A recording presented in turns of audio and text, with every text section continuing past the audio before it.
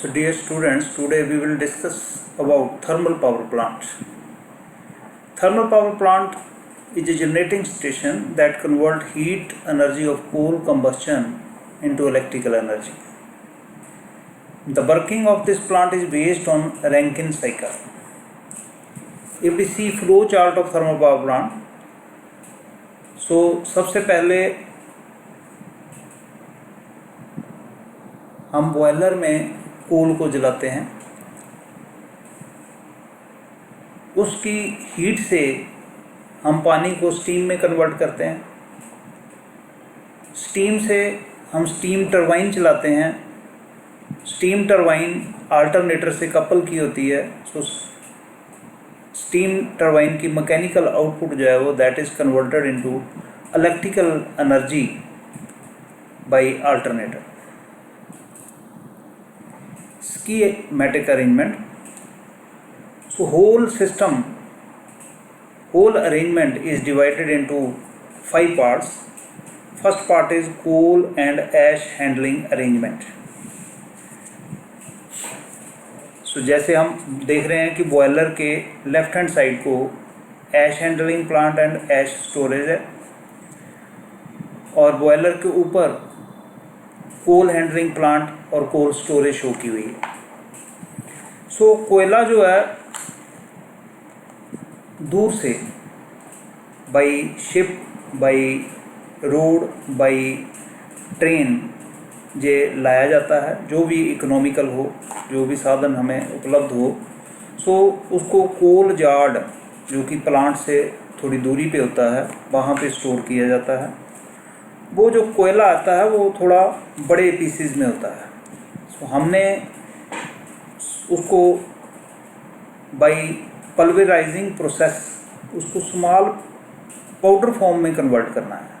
तो उसकी पूरी प्रोसेस है कि पहले उसको छोटे पीसेस में डिवाइड किया जाता है, उसके बाद उसको पाउडर फॉर्म में कन्वर्ट किया जाता है. सो उस पाउडर फॉर्म के कोल को बाई कन्वेयर बेल्ट हम बॉयलर तक लेके आते हैं. बॉयलर में जब कोल बर्न करेंगे तो नेचुरली उससे ऐश प्रोड्यूस होएगी.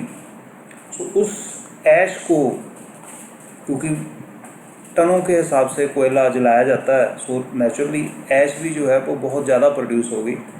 सो उस ऐश को ऐश प्रेसिपिटेटर के थ्रू हम जो है स्टोरेज एरिया में भेजते हैं.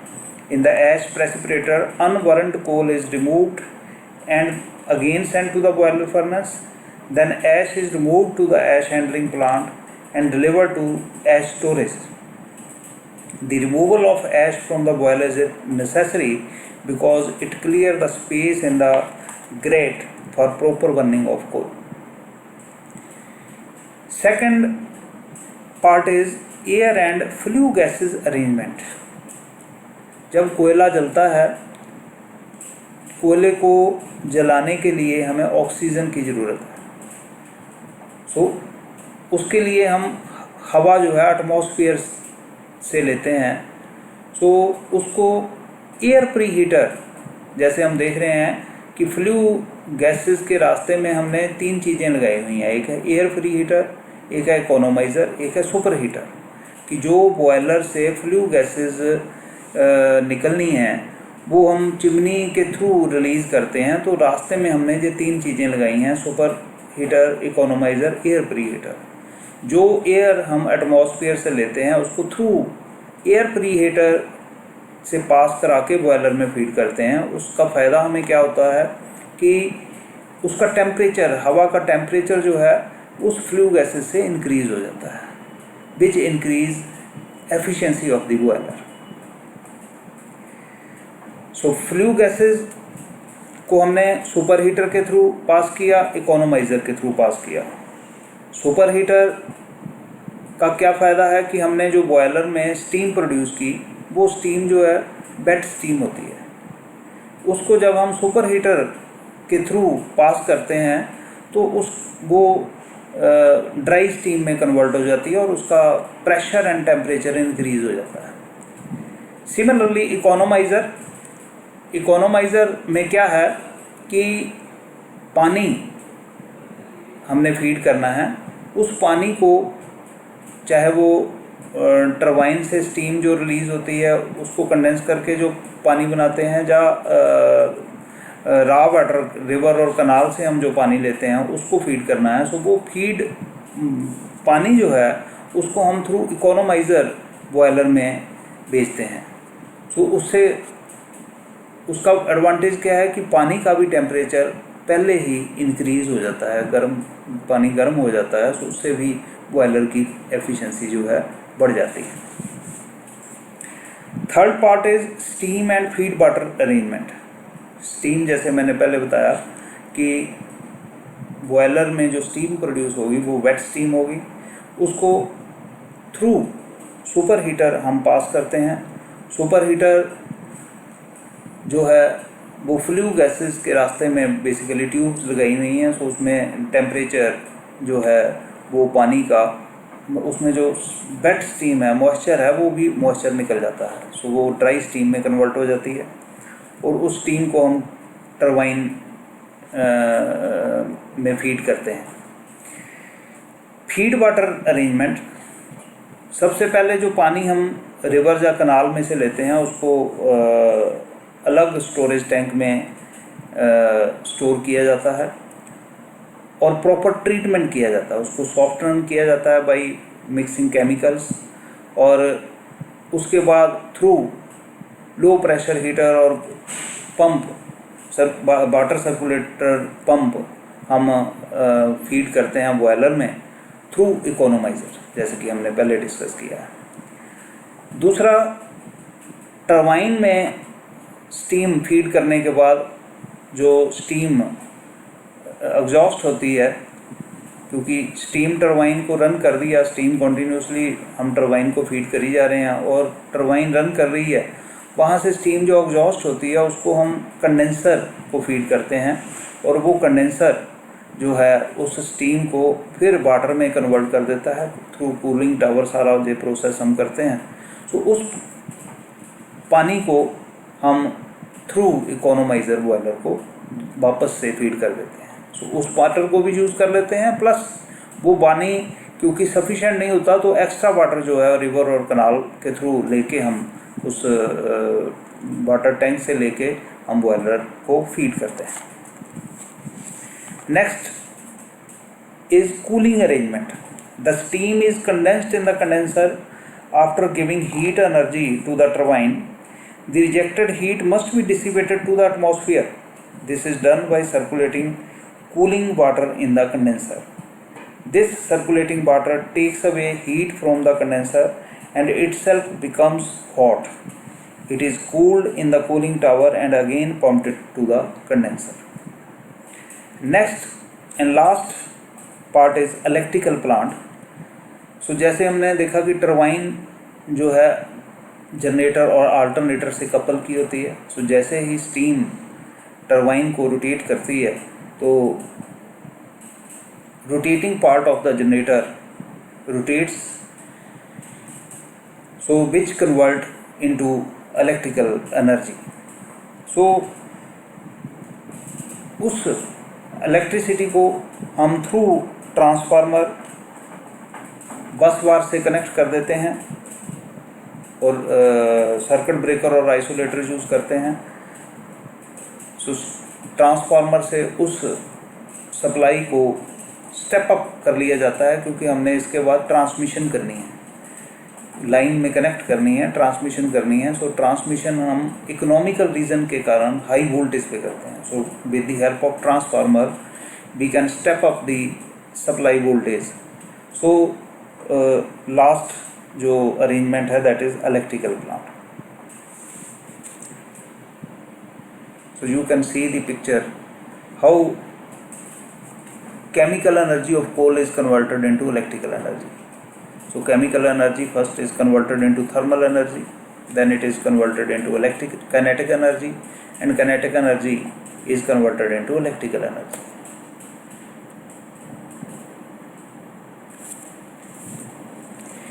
Elements of steam power station, कि स्टीम पावर स्टेशन में क्या क्या मेन पार्ट्स लगे हुए हैं और उनका क्या क्या फंक्शन है। सबसे फर्स्ट पार्ट जो है दैट इज़ बॉयलर। दो तरह के बॉयलर होते हैं। First one is fire tube and water tube boilers.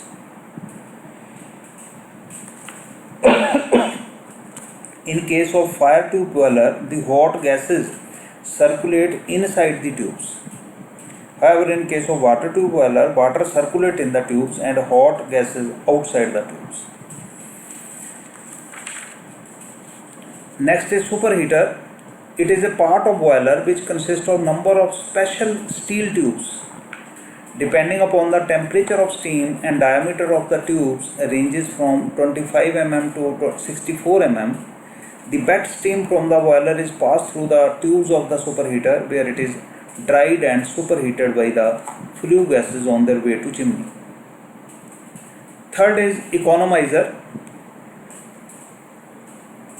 It consists of a large number of tubes made of special steel depending upon the temperature of steam having diameter about 50 mm. So जैसे हमने पहले भी discuss किया कि through economiser हम पानी को boiler में फीड करते हैं, तो ये पानी का टेम्परेचर जो है इंक्रीज़ कर देता है, जिससे उसकी एफिशिएंसी इंक्रीज़ हो जाती है। Next is air preheater. For proper burning of coal in the boiler, air is drawn from the atmosphere through a force draught fan and is admitted to the furnace. Before introducing the force draught to the furnace, air is heated by the air heater by utilizing the heat of flue gases. This helps in utilizing the complete combustion of fuel and attaining the high furnace temperature. Next is condenser. The function of condenser is to create a suction at a very low pressure at the exhaust of the turbine. Therefore, it permits expansion of steam in the prime mover to a very low pressure and increase the efficiency of turbine or a plant.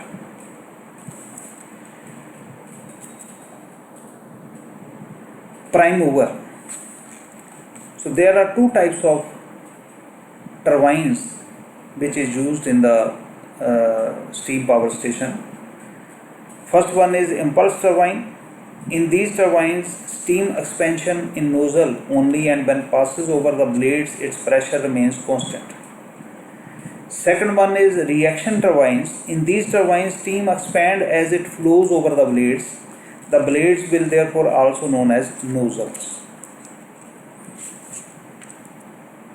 So you can see the picture of turbine. Advantage of thermal power plant. So first advantage is the fuel used, means coal is used, is cheap and its cost is very low. Less initial cost. So in comparison to other power stations, this plant's cost is less. Freedom of site selection. This plant can be installed at any place where coal can be delivered easily. हमने देखना है कि कोयले की supply जहाँ पे easily आराम से हो सके वहाँ पे हम इसको लगा सकते हैं। These require less space in comparison to that of the hydro power station, क्योंकि हाइड्रो पावर स्टेशन के लिए कैचमेंट एरिया पानी को स्टोर करना है, वो काफ़ी ज़्यादा लैंड की रिक्वायरमेंट है। So इसमें in comparison to hydro power plant, space requirement is less. Lesser running cost. Running cost क्योंकि फ्यूल की कॉस्ट सस्ती है, कम है, इससे इसकी रनिंग कॉस्ट भी कम है। Cost of transmission line is less as such plants are usually located near the load center. ये जो प्लांट है नो डाउट पॉपुलेटेड एरिया से थोड़ा दूर लगाया जाता है, पर इस आफ्टर प्रोड्यूसिंग इलेक्ट्रिसिटी, उस इलेक्ट्रिसिटी को हमने लाइन में कनेक्ट करना है, सो वो इजी है in comparison to hilly area. So cost of transmission line जो है वो भी कम पड़ती है। डिसएडवांटेज, जहाँ पे एडवांटेज होते हैं वहाँ डिसएडवांटेज भी ज़रूर होता है। सबसे मेन डिसएडवांटेज इस प्लांट का क्या है? pollute the environment. So environment is polluted due to smoke and fumes. Second, higher running cost than hydro power plant. So अगर हम हाइड्रो पावर प्लांट से कंपेयर करें तो हाइड्रो पावर प्लांट में कोई फ्यूल ही यूज़ नहीं होता, वहाँ पानी से ही हम टरबाइन को रन करते हैं। So in comparison to hydro power plant its cost is high. These require more maintenance in comparison to that of hydro power plant. So in comparison to hydro power plant, its auxiliary units are more. So इसकी maintenance cost in comparison to hydro power plant ज़्यादा होगी. Choice of site. कोई भी चीज़ हम लगाते हैं, चाहे हमने एक सिंपल दुकान खोलनी हो, तो सबसे पहले हम साइट की सिलेक्शन करते हैं कि साइट अगर हमें प्रॉपर मिल जाए तो उस प्रोजेक्ट के कामयाब होने की मतलब जो चांसेस हैं वो बहुत ज़्यादा हो जाते हैं. सो थर्मल पावर प्लांट की साइट को सिलेक्ट करते हुए हमने क्या क्या चीज़ों का ध्यान देना है? सबसे पहले है supply of fuel. The site selected should be as near the coal site as possible in order to reduce the cost of transportation of the fuel.